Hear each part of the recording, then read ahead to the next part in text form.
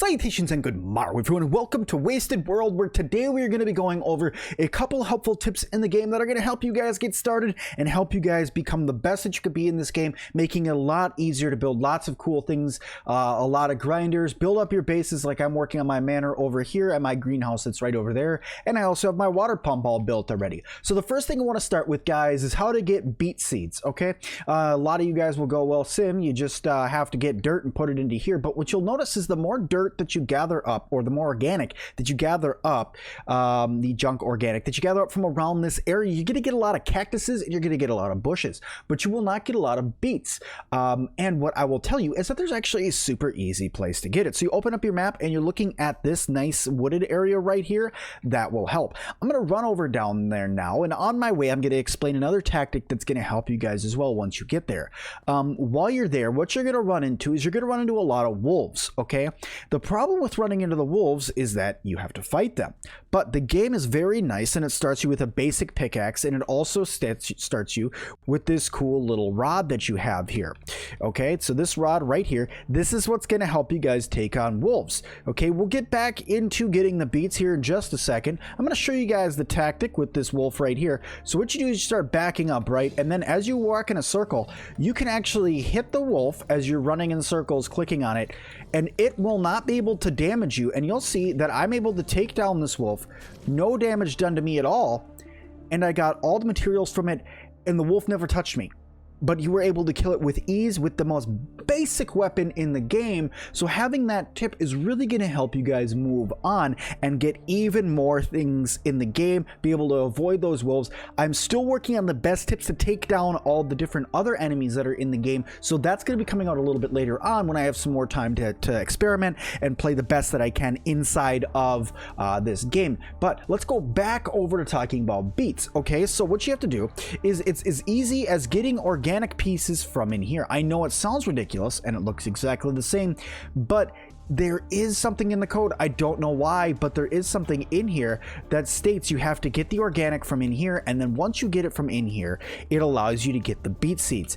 It is a far more likely chance that you will get the beet seeds from inside of this forest when you're using the organic from in here than you ever will from inside of your town. Now, I'm not saying that that means that in your wasted town that you're not going to get beet seeds, because it is a very rare drop when you're in there, but I'm just telling you guys, it's super more efficient to go and get the organic from in here and use that for building.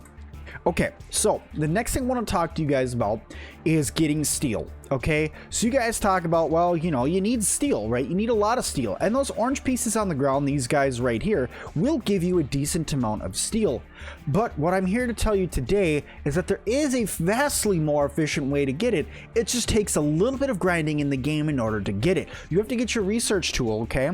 And you have to research vehicle dismantling. It only takes 5, okay, which is 10 pieces of plastic or 10 pieces of iron, blocks of iron that you have to build in order to get it. But you have to have the computer and the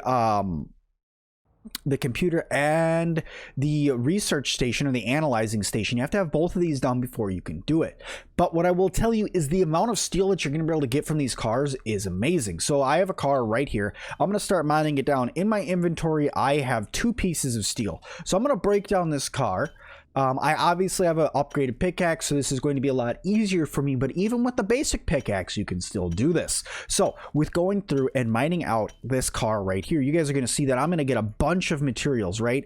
All right, let's check it out. I got 20 steel from one car, and it only used a fourth of my stamina bar, so it makes it so it's a very, very valuable place for you to get a lot of steel in the game. And having steel in this game is very important because my current manor floor that I'm building now requires 300 blocks, not pieces, blocks of steel, which is 900 pieces of steel, of the wrought iron steel, the basic junk steel.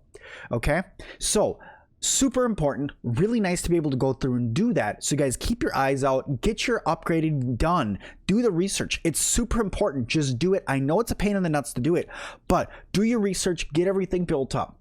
But what I want to talk to you guys about next is going to help you guys build those research stations, right? Because what you're going to realize when you're going through and you're going to go, Sim, well, I want to build my analyzing station, but it requires a bunch of electronic cards, and electronic cards take a bunch of copper. Where am I going to get copper? Because I'm running through, and the most that I can get from these guys right here is just a couple pieces of copper from these broken down lights, which I'm here to tell you that there is a faster way to do it, because you guys do get these junk electronics from breaking down those lights, but there is a place to get scrap copper through the butt. You get a whole bunch of it, okay?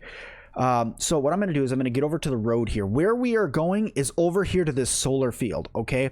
There is a bridge right here that you need to repair with 28 blocks of steel, which comes out to 64 pieces of, or 84 pieces of junk steel, which does take a little bit of time to grind. I get that, I know. But going back and forth, if you close your game and reopen it, everything in the junk land respawns. Go away. Go away. Go get stuck on somebody else. Blow up on somebody else, not me. Really, you're gonna keep chasing me? I gotta keep getting around him. Watch out for these guys, by the way. There's not really a way to defeat them. They kind of just go for it. Thankfully, I do have my... Apparently, I can't hit him. He's invincible. He's a witch. There we go. Get rid of him real quick. There, don't have to deal with him anymore. Okay, what I was saying is that right here, this bridge right here, this is going to cost your 28 blocks of steel to build. But it's super important to build this as soon as you can, because right across this bridge and right to the south, okay, right here, all of these are going to give you a crap load of copper when you break them down. So it's very, very helpful for you to go through and break these, get as much copper as you can from them, because it gives you junk pieces of copper. Then you can go back, grind those down into the blocks, and then see, just like that, boom, you get all of that. You break that down, you go and you smelt it, and you're doing fantastic on the amount of copper you have. I got 20 pieces of copper from that one thing. Okay, so that is going to make you, simple math is hard, 4 pieces on average of blocks of copper that you're going to need.